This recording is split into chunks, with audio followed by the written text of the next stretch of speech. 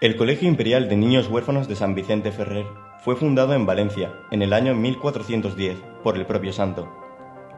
Hoy en día es considerado el más antiguo de Europa. A lo largo de sus 600 años de historia, más de 30.000 niños y niñas han sido educados por él.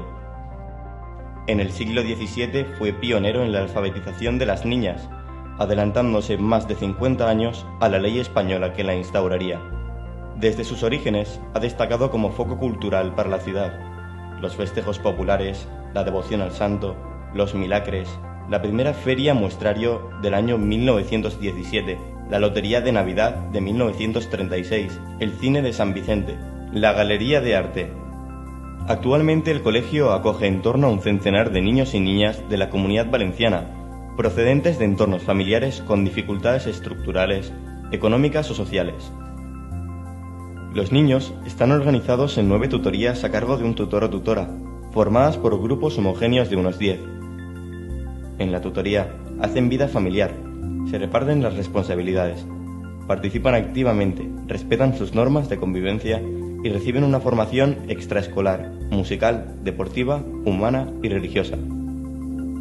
La Fundación cuenta con un colegio concertado de primaria y secundaria en las mismas instalaciones, con un modelo pedagógico adecuado a los internos y del que también se benefician los menores de la localidad, el Colegio Fundación San Vicente Ferrer. En él se trabaja la inteligencia emocional, el aprendizaje basado en proyectos y en problemas, bien en el aula, bien en el entorno geográfico de la Comunidad Valenciana, España y Europa.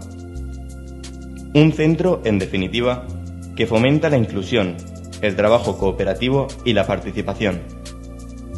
Durante sus 600 años de historia, el colegio ha sido distinguido con numerosos galardones y reconocimientos.